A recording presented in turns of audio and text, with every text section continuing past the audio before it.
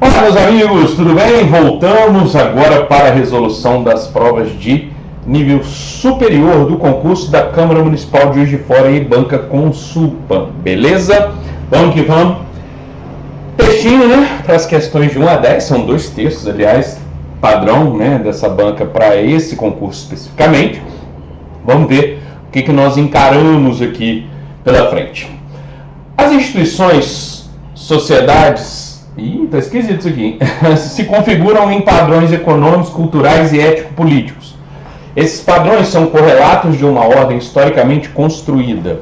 A ordem social pode ser chamada de autogerada somente no sentido em que ela resulta da atividade dos seres humanos, que são seres sociais, não sendo, portanto, definida por um ser supremo fora de nosso mundo, nem muito menos resultante meramente de nossas tendências biológicas, tais como se verificaria numa colmeia ou num formigueiro.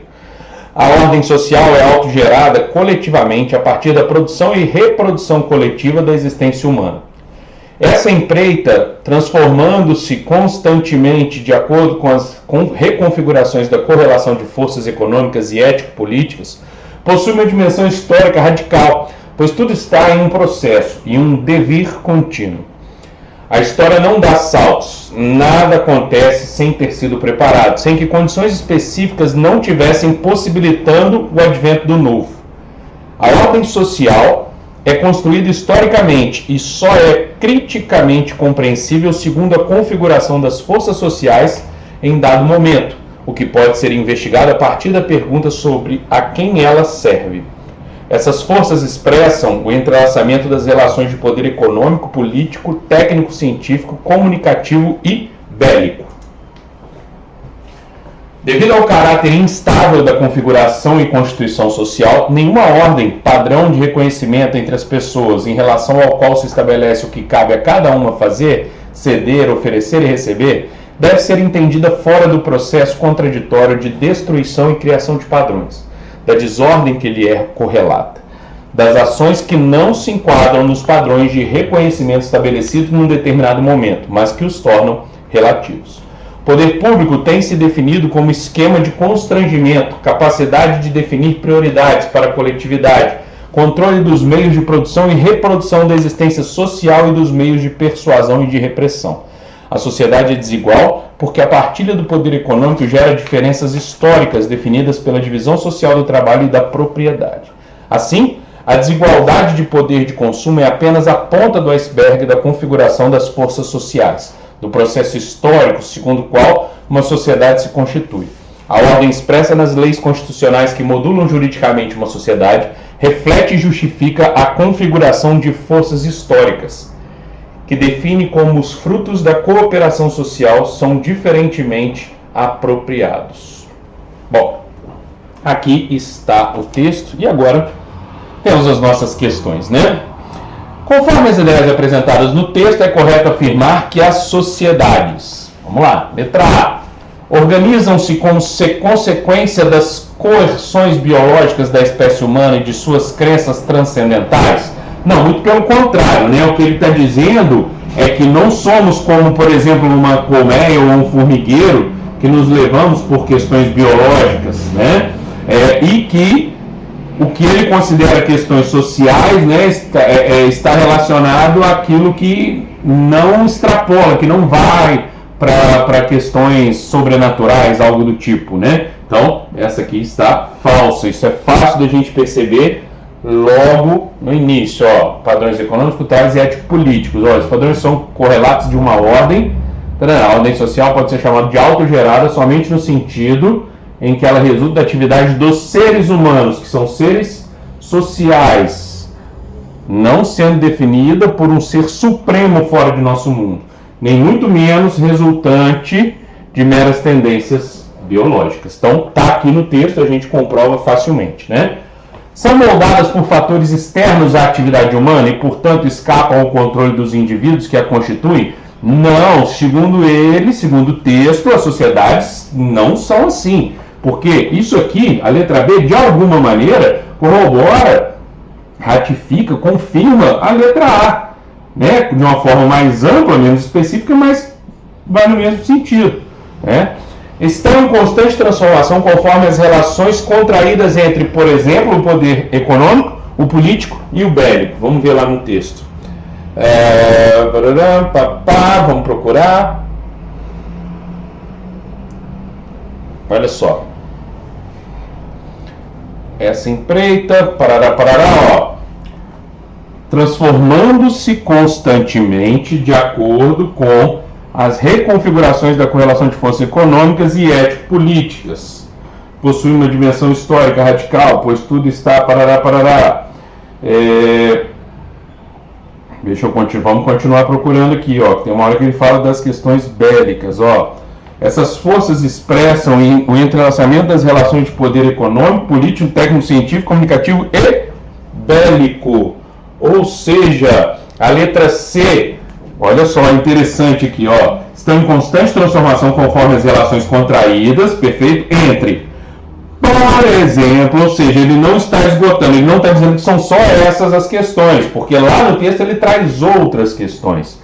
Na verdade, ele diz que, dentre elas, né, por exemplo, as relações entre poder econômico, político e bélico, letra C, não há o que discutir aqui, né? Sempre servem a um interesse particular cujo propósito é beneficiar uma minoria em detrimento da grande massa trabalhadora. Bom, isso aí pode ser uma ideologia, né? Pode ser algo com que você concorde, mas não é o que está sendo falado no texto. O texto não discute essa questão em si, beleza? Então, letra C é a resposta. 2. Vamos que vamos. Acerca dos propósitos gerais ou específicos, é correto afirmar que o texto aponta que as sociedades são organizadas pelas relações estáveis entre poder econômico, político, técnico, científico, comunicativo e bélico. Olha só, gente, a gente pode dizer que as sociedades são organizadas por relações estáveis. Aí que tá, né? Ó, vamos lá. Vamos procurar aqui, ó. Vamos procurar aqui essa empreita transformando-se constantemente. Olha, quando ele fala transformando-se constantemente de acordo com as reconfigurações, ou seja, não estamos falando de algo estável, tá? Ok? Então, não é estável, não tem jeito da gente dizer, né, que são estáveis, porque se estão reconfigurando o tempo inteiro, isso aqui já é mentira. Argumenta que a correlação dissonante de forças nas sociedades tem implicações sobre a ordem social em um dado momento histórico. Vamos lá, o texto apresenta isso como um argumento. A correlação dissonante, ou seja, de sons diferentes, distoantes, né, de forças nas sociedades, tem implicações sobre a ordem social em um dado momento histórico. Olha, isso, se você não for ao texto, é uma coisa que faz todo sentido, né? As pessoas não concordam, não pensam exatamente da mesma forma, então isso vai provocar uma dissonância de forças na sociedade e, naturalmente, essas dissonâncias vão ter implicações sobre a ordem social. Fato, tá? Vamos lá. Lança a tese, depois eu volto aqui para confirmar, B, tá? Lança a tese de que a história é moldada pelo acaso. Não, ele fala pelo contrário, que nada na história é por acaso, ó. Aí eu vou ter que voltar de uma vez, né?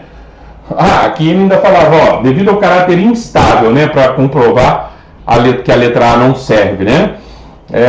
Padrão de reconhecimento das pessoas em relação ao qual se estabelece o que cabe a cada um fazer, ceder, fora do processo contraditório de destruição e criação de padrões, da desordem que lhe é correlata, das ações que não se enquadram nos padrões de reconhecimento estabelecidos, mas que os tornam relativos. Tem isso definido como esquema, deixa eu procurar aqui.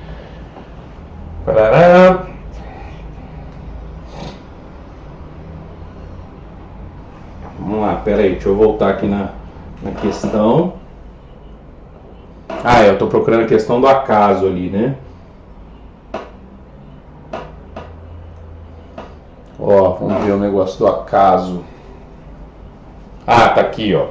A história não dá saltos. Nada acontece sem ter sido preparado, sem que condições específicas não tivessem possibilitado o advento do novo. Então, ó, obviamente não é o acaso, né? Beleza?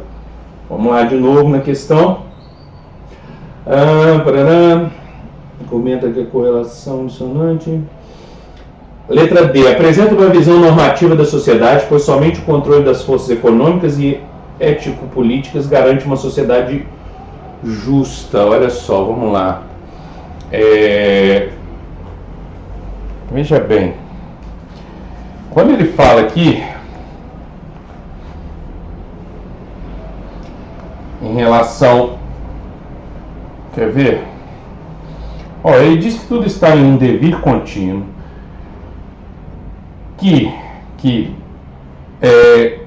isso tudo transforma-se constantemente de acordo com as reconfigurações da correlação de forças econômicas e ético-políticas, possui uma dimensão histórica radical, pois tudo está... A história não dá saltos, tá? A ordem social é construída historicamente e só é criticamente compreensível segundo a configuração das forças sociais em dado momento, o que pode ser investigado a partir da pergunta sobre a quem ela serve. Essas forças expressam o entrelaçamento das relações de poder econômico, político, técnico-científico, comunicativo e bélico. Ou seja, vamos lá, não dá para falar que ela é uma visão normativa que apresenta, não é.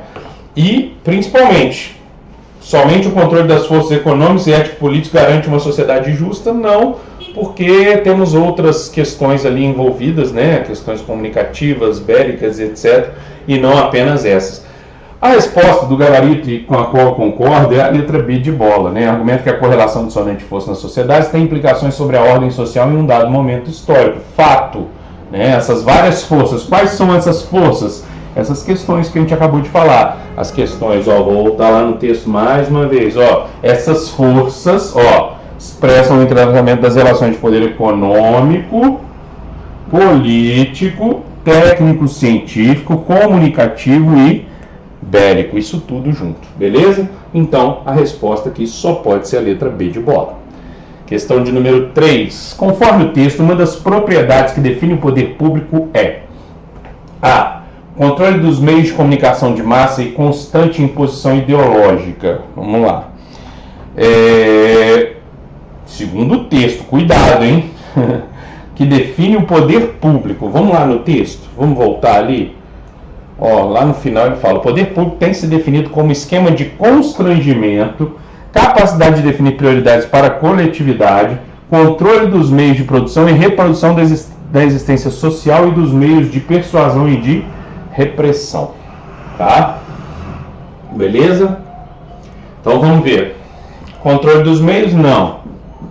Capacidade de distribuir equitativamente o grau de influência das forças sociais. Dá para pensar nisso? Não. Não temos essa capacidade, né? O constrangimento que opera sobre os estratos menos favorecidos da sociedade.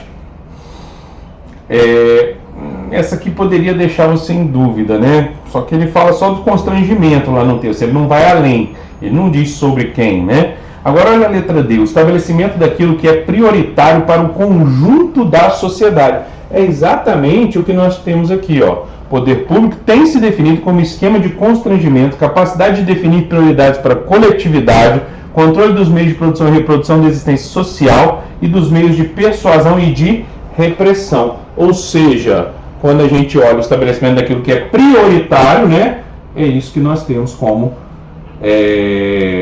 uma das propriedades que define o poder público, tá? Que melhor define aqui certamente a letra D de dado. Questão 4.